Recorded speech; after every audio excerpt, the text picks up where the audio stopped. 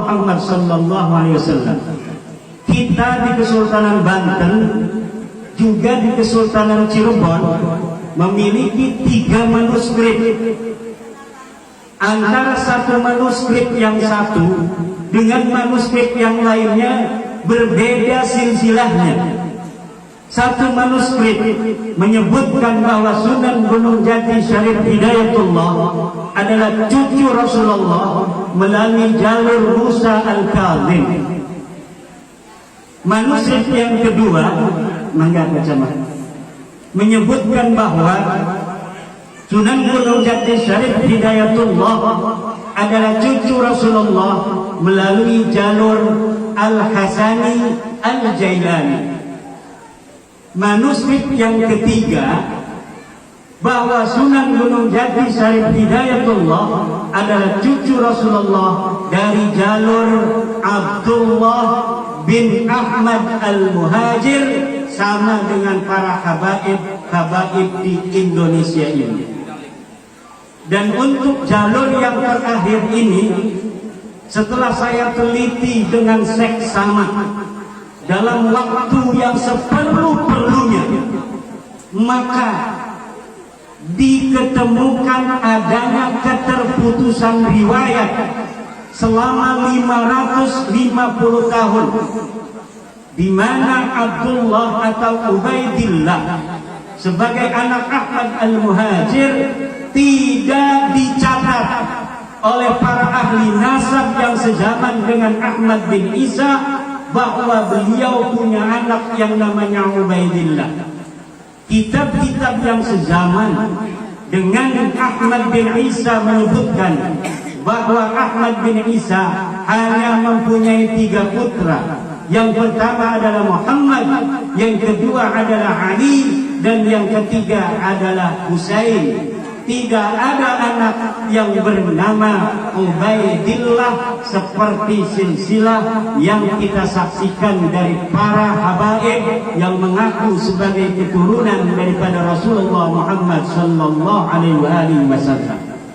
Baru pada tahun 895 Habib Ali As-Sakran menulis dalam kitabnya Al-Burqatul Musiqah bahwa leluhur mereka yang bernama Ubaidullah adalah keturunan daripada Rasulullah Muhammad sallallahu alaihi wasallam. Jadi sejak wafatnya Ahmad bin Isa 345 Hijriah sampai tahun 895 Hijriah tidak ada satu manuskrip pun yang menyebutkan bahwa Ubaidullah adalah keturunan daripada Rasulullah Muhammad sallallahu alaihi wasallam. Maka secara ilmiah nasab-nasab mereka ini adalah nasab yang munqati', nasab yang terputus. Bisa dikatakan nasabun mawdu'un, bisa disebut nasabun dha'ifun jiddan, bisa juga disebut nasabun batilun ghairu sahihin.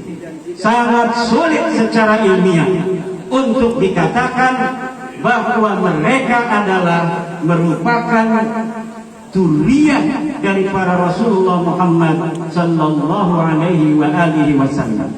Kalau Sunan Gunung Jati, Sunan Ampel, Sunan Giri dan yang lainnya, satu data ini terbantahkan, masih ada 2 manuskrip tua yang menyatakan bahwa mereka adalah merupakan dzurriyyah daripada Rasulullah Muhammad sallallahu alaihi wasallam.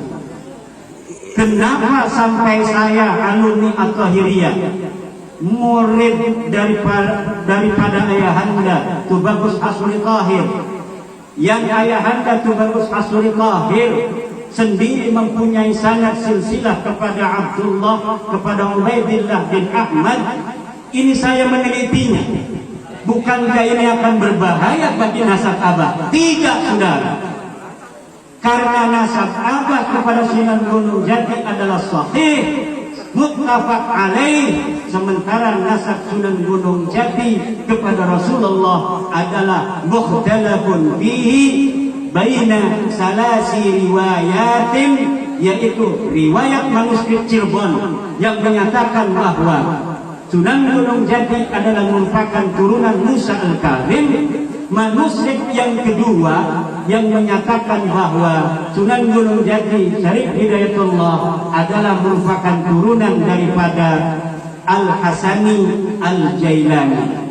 Jadi kalau umpamanya satu silsilah ini telah diteliti bahwa ini gagal secara ilmiah, maka masih ada 30 tambah 30%, 60% lebih bisa dinyatakan bahwa para wali songo ini adalah sebagai keturunan daripada Rasulullah Muhammad sallallahu alaihi wasallam.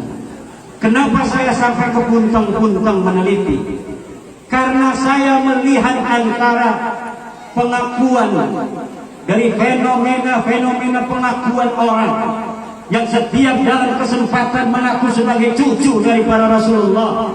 Di dalam tubuhku ada darah Rasulullah, sementara akhlak mereka jauh panggang daripada api dengan akhlak Rasulullah Muhammad sallallahu alaihi wasallam. Para sunan dari Wali Songo menyebarkan agama Islam datang. Mereka melebur bersama pribumi, berasimilasi, mengadakan akulturasi dengan masyarakat-masyarakat setempat, sehingga tidak ada beda antara dia pendatang dari keluarga Wali Songo dengan masyarakat pribumi sendiri, sehingga Islam menyebar di tanah Indonesia ini sejak tahun 1400 sampai 1800, aminatan mutmainnah, aman dan tentram. Tidak ada merasa satu suku lebih tinggi daripada suku lainnya. Tidak ada orang yang merasa satu ras lebih tinggi daripada ras lainnya.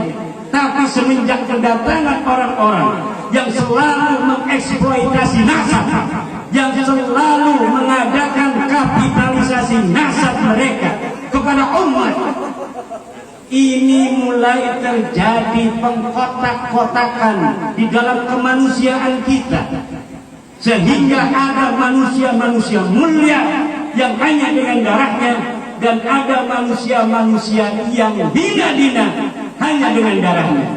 Sementara agama kita, agama Islam, menjadikan kemuliaan itu bukan kepada darah.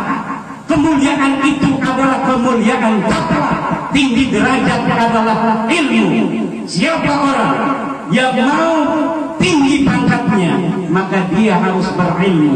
Siapa orang yang pengen jadi orang yang lebih mulia dari yang lainnya, maka dia harus bertakwa. Ini adalah ajaran Islam. Innallaha qad adhaba ankum ubiyatal jahiliyah. Al-insanu rajulan mu'minun taqiyun wa fajirun saqiyun.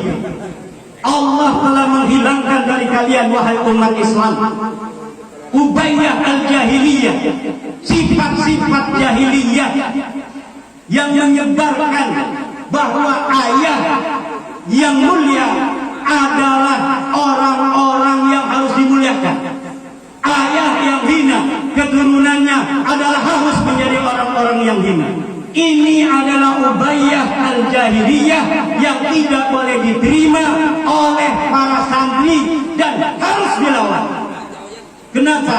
Selain bertentangan dengan agama Islam, juga bertentangan dengan sila-sila Pancasila, terutama sila kedua, kemanusiaan yang adil dan beradab. Kemanusiaan yang adil dan beradab itu apa artinya? Artinya dari Sabang sampai Merauke, semua manusia Indonesia adalah sama. Bagi Indonesia tidak ada bedanya dia orang Banten, dia orang Aceh, dia orang Flores, dia orang Papua, dia orang Minang, yang orang Batak